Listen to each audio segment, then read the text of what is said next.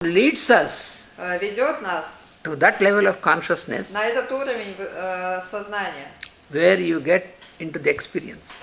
где мы можем переживать опыт. So therefore the Vedas contain mantras. Поэтому веды содержат мантры.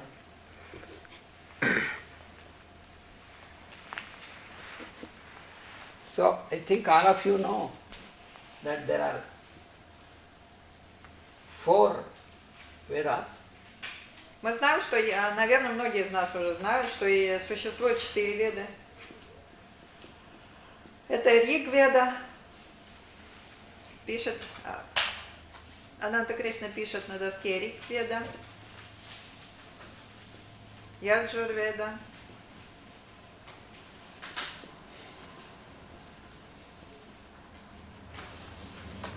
Сама-веда и Адхарва-веда.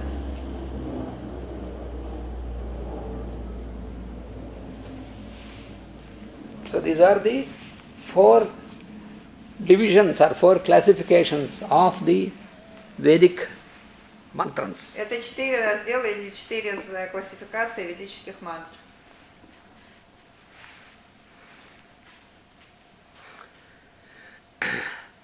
So these are the basic forms of this wisdom, universal wisdom. Это базовая форма вселенской мудрости. And then we have also Upanishads. Кроме вед, кроме 4 вед, у нас есть еще Упанишады. So this Vedic wisdom, we have Эту ведическую мудрость мы имеем the texts of these 4 Vedas. в форме 4 вед. They are called Samhitas. Они называются самхиты.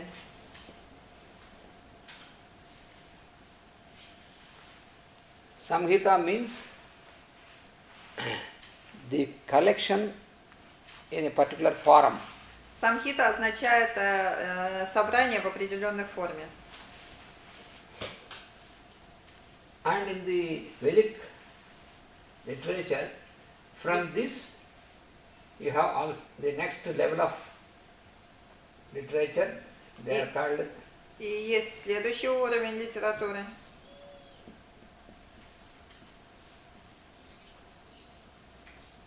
Brahmanas.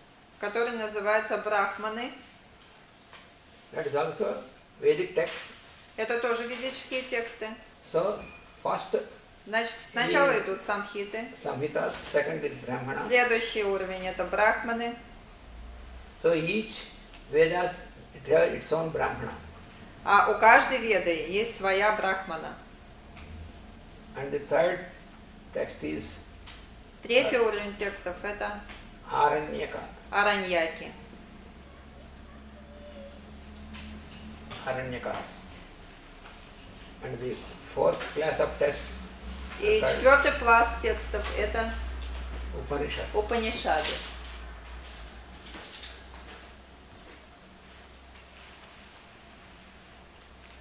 So each Veda has all. Each Veda has its own Brahmanas, its own Aranyakas and its own Upanishads. То есть каждая веда, каждая из 4 вед имеет, как основной текст это самхиты, и у каждой есть свои брахманы, араньяки и упанишады.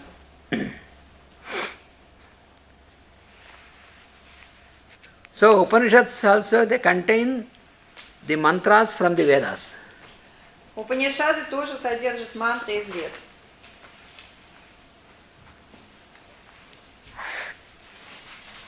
And then there are another group of texts which Есть еще одна группа текстов, explain которая объясняет the content of the Vedic literature все значение ведической литературы. by expanding the symbolism Расширяя их символизм.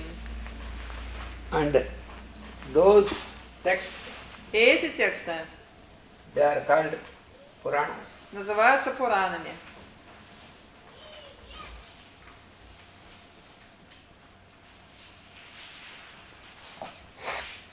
So Puranas, in the Puranas you find the various keys.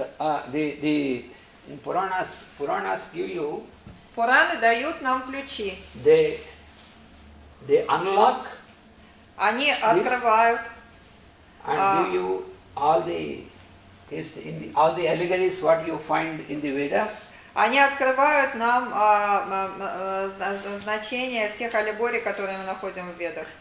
So by the То есть study это of ключи, которые открывают все аллегории Вед. by the study of Puranas you can understand Изучая Пураны, мы можем понять the Vedic texts те ведические тексты and the symbolism. и их символизм. So every holy scripture has these Puranas. Все священные писания имеют Пураны.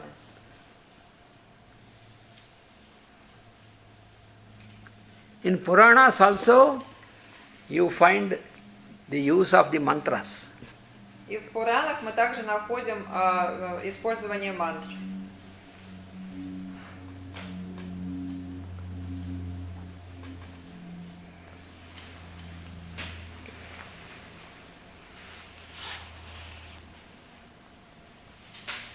And apart from Puranas, you have also the texts called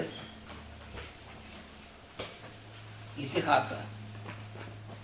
А кроме Пуран, есть еще тексты, которые называются Тихасы.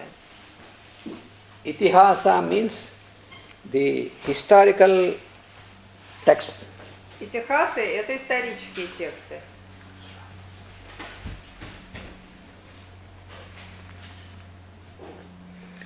So in Itihasas also, Itihasa you find the historical events of В Тихасах мы находим исторические события, those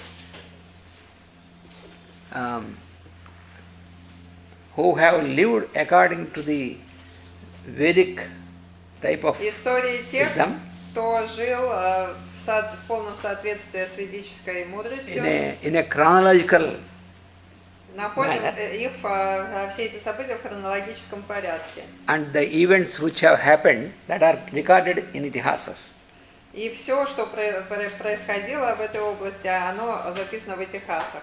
In Itihasa also you find the Vedic allegories with reference in Itihasas. В Itihasах мы тоже находим ведический символизм с отнесением к Itihasам. And the Vedic mantras also applied in Itihasas explained. Vedic mantras also are explained and applied in Itihasas. И ведические мантры, они тоже объясняются и используются в Itihasах.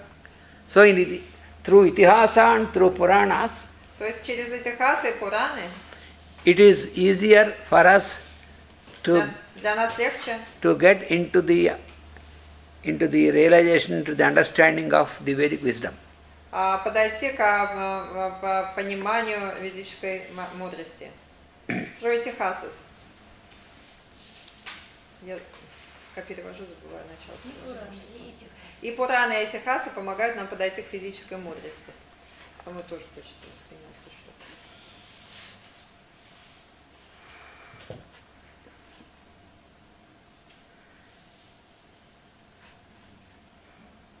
So the question is, where is the existence? Where do the Vedas exist?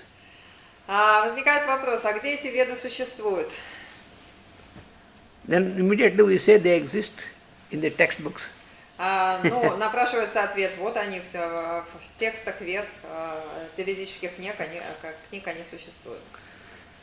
The textbooks are only the records, are like photographs. Но ведические книги это что-то типа фотографии этих вед. For example, you have the photograph of our master. Например, у нас есть фотография мастеров. So when we see the photograph, then we say, master, this is master. И когда мы смотрим на фотографию, мы говорим, вот это мастера.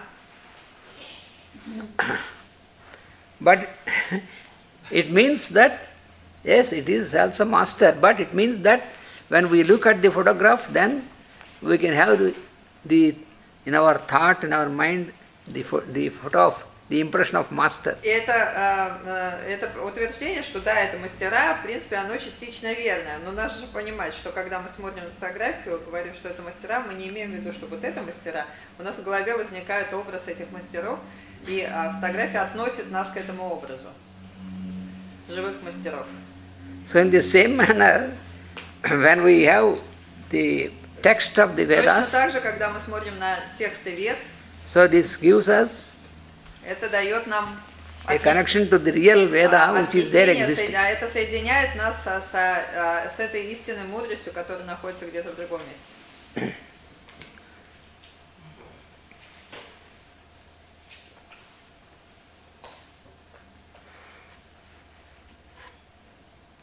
So Vedas are not just books, Веды это не просто книги, but they exist inside the reader himself.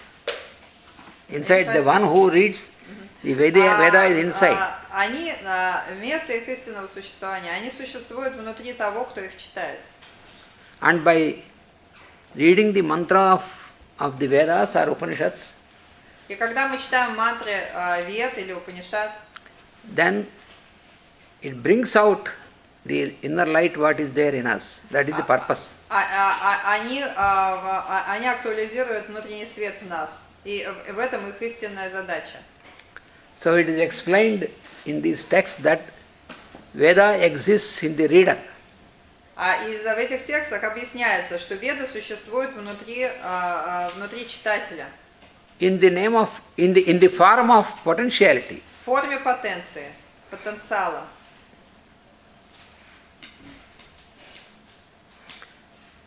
So that is how you see the texts, the holy texts like Veda or Bible or any of Именно these так holy нужно texts. смотреть на все священные писания, будь то Веды или Библия или все что угодно. So Veda is a universal word, it means a holy book. А Веда это на самом деле это общее название, которое означает священное писание. So they are beyond religions and all these things. И Веды, они всегда вне религий и выше религий. But as long as we see them through a religion, we cannot really Но когда go мы into it. начинаем на них смотреть через призму религии, тогда мы не видим их истинного, великого значения света. When you go into these texts like Vedas or the Bible, Когда мы читаем такие тексты, как тексты Вед или тексты Библии, if you go beyond the religion, then you will realize all is the same and everything will be. если мы отвлечемся от концепции религии, тогда мы увидим единство и единообразие всех священных писаний мира. So what is the content? What is contained in the Vedas? Каково же содержание Вед? So they contain the whole creation. Они содержат знания о мироздании. That doesn't mean it is only a description of the creation. И это не значит, что это просто описание творения, процесса творения. But it is a book Но это книга, from where the creation has come afterwards. из которой само творение произошло. So Veda exists since when? Since the beginning of this creation. Веды существуют с самого начала существования этого творения. So Veda exists as the formula of the creation. И Веды существуют как формула этого творения. That is why they are called eternal. Именно поэтому они называются вечным знанием. So whenever whenever it is received as revelation, it is received in the same manner. Когда бы они не получались в форме откровений, они всегда получаются одним и тем же способом. Suppose you may say, you may ask that, suppose when there is a total dissolution, Например,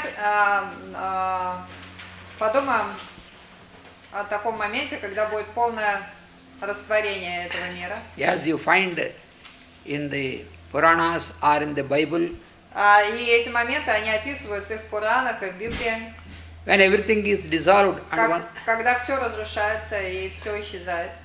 and again the creation started afterwards. И затем творение начинается с самого начала. Then how can this wisdom once again come into existence? Тогда как эти веды, это знание может снова прийти к существованию? So this wisdom is eternal wisdom. Тут нужно понять, что это знание, это вечное знание. Every time when the creation starts, И каждый раз, когда творение начинается вновь, the process is in the same formula. That is what is explained in Vedas. And процесс творения происходит всегда по одной и той же формуле, которая именно объяснена в Ведах. For example, Например, you have the mathematical table. у вас математическая таблица. So, from the very beginning when we enter the school, we are made to read the mathematical С table. самых младших классов школы мы начинаем учить эту таблицу умножения. So, when you were a child, when you entered the school, then you are taught the mathematical table. Вы ребенок, и вот вы поступили в школу и начинаете изучать таблицу умножения. And afterwards, you became a professor in mathematics А потом вы становитесь профессором математики or a great mathematician. или каким-то великим математиком. Then, can you say that you discarded the old mathematical table and you have created a new mathematical table? Можете ли вы сказать, что на этом этапе вы пользуетесь чем-то другим, а вообще не какой-то там старой школьной таблицей умножения, а чем-то новым, высоким, выдуманным вами? If you became a professor or a scientist in mathematics, you have seen a new dimensions or new expansion, but mathematical table does not change. Когда вы становитесь профессором математики, вы, конечно, видите гораздо все шире и глубже, но таблица умножения, она остается неизменной даже для самых высоких профессоров математики. So this wisdom is never destroyed, it is the undestructible. Подобно этому, эта мудрость ведическая, она никогда не исчезает, и она не уничтожима.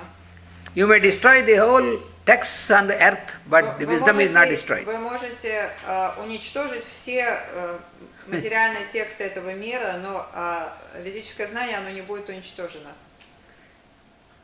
If you burn away all the mathematical texts and mathematical tables, books and all these things, once again, Подобно тому, как если бы вы сожгли все математические науки на свете, once again, if you want to produce mathematical tables, again you have to make in the same manner. You cannot change.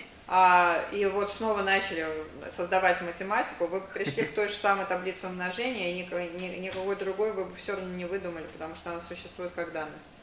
So that is why it is eternal. Именно поэтому веды вечные. That is why you have to remember that they are not mere texts. Нужно помнить, что это не просто тексты.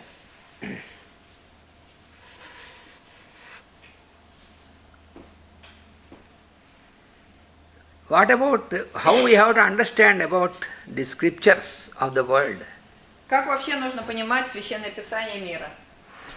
Generally we think that a particular scripture belongs to some particular religion. Обычно мы понимаем в терминах таких, что каждое Священное Писание принадлежит определенной религии. But it is when we understand this universal aspect of this, then we can know that it is beyond any religion. Но если мы поймем их в терминах вечного знания, передаваемого по-разному, тогда мы поймем, что они вне религии, выше религии. So wisdom does not belong to a particular religion. Wisdom is universal.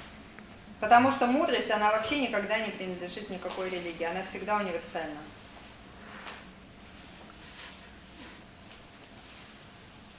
So this is the religion of the scriptures is the true religion. It is the base of all the religions.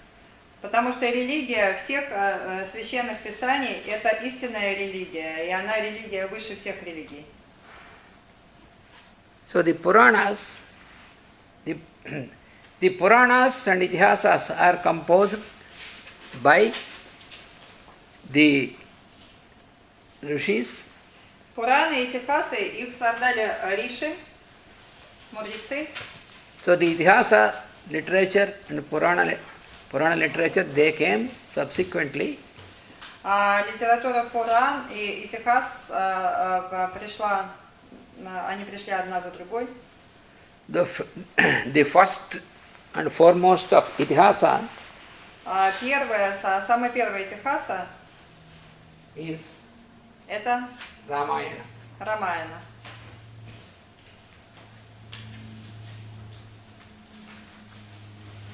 Самая первая и высшая Itihasa это Рамаяна.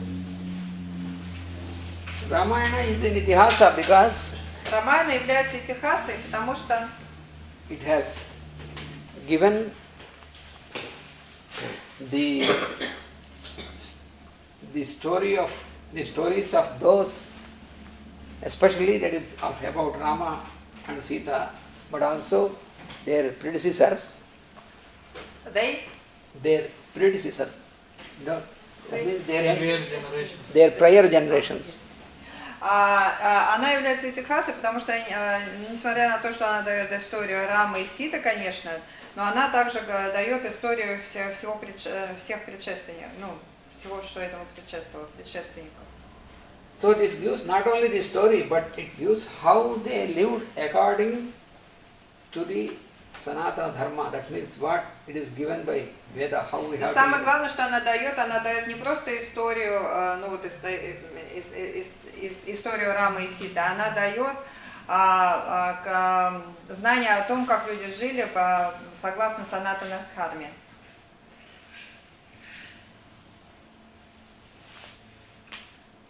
We have to also know what is the meaning of Sanatana.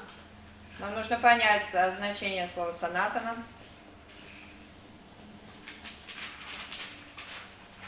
Generally, Sanatana is translated as ancient. Обычно слово Санатана с санскрита переводится как древний. But more precisely, Sanatana means eternal.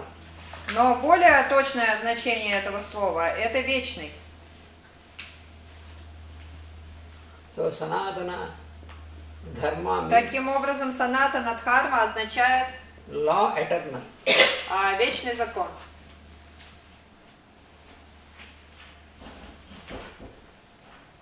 Закон вечности. So what you find through Vedas is this Sanatana Dharma. И все, что мы находим в Ведах, это Санатана Дхарма, вечный закон. So in the Itihasas you find those who lived according to this Sanatana Таким Dharma. образом, мы находим в Itihasах, в частности в Рамаяне, описание, жизнеописание, которое дает нам понять, как жить в соответствии с Санатана Дхармой, с вечным законом. В соответствии с Ведами. Another feature of Itihasa is it is composed in the contemporary time. Другой особенностью Itihas является то, что они составлены в современности. То есть они записывались в современном мире. For example, Ramayana was composed by Valmiki. Например, Рамаяну составил мудрец Валмики, who lived contemporarily when Rama was there. который же был современником Рамы. Therefore, it gives all the historical facts without distortion. Благодаря этому фиксируются все исторические факты, без всяких нарушений.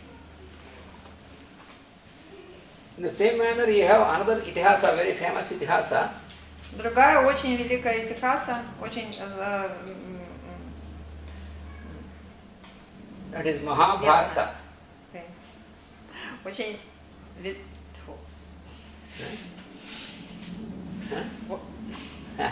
Скажи мне, famous, точно значение. Известная, да? Ага, знаменитая, вот, хотела я сказать. Другая очень знаменитая Техаса – это Махабхарата.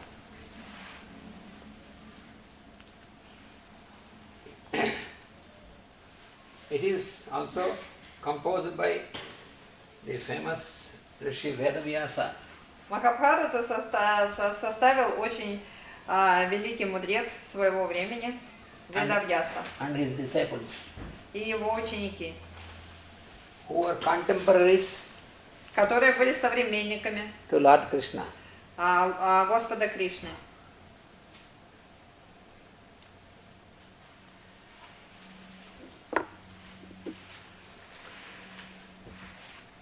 And the Puranas also are composed by Vedavyasa. Пураны тоже составил Ведавьяса.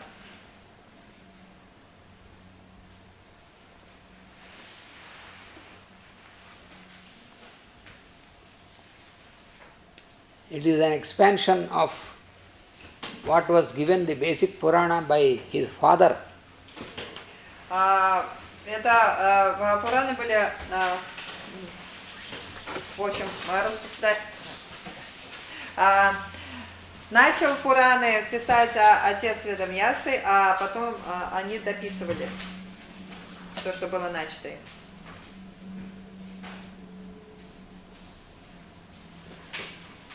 His name was Parasara, the great master. Продолжение. Его звали Парасара.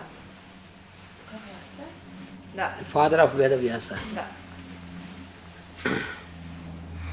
Отца Ведавьясы звали Парасара. Он начал писать Пураны, а Ведавьясы, его ученики, продолжали это писание.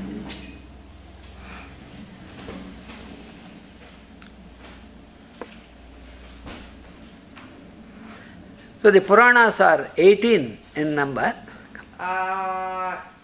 Количество Пуран 18.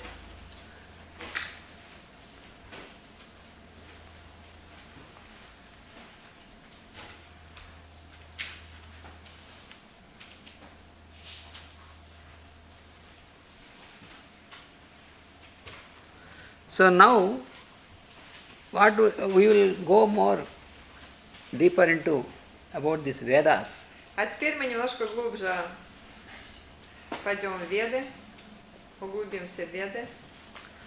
So the first one is Rig Veda. Первая Ригведа.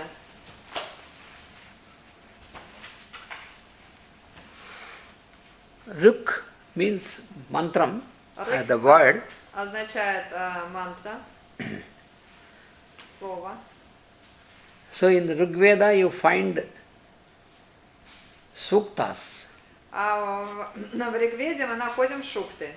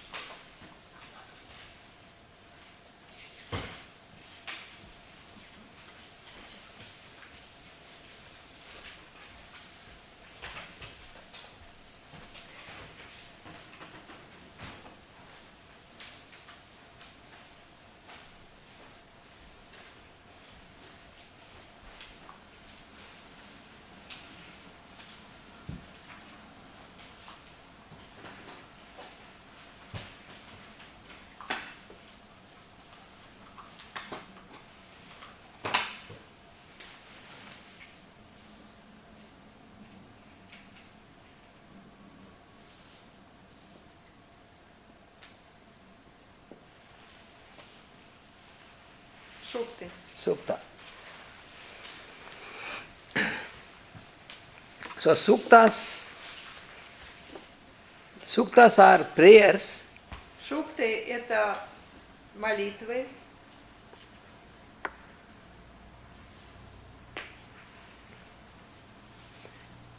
they are the prayers to the various devas, but means the intelligences of the creation. это молитвы разным девам или разумам природы.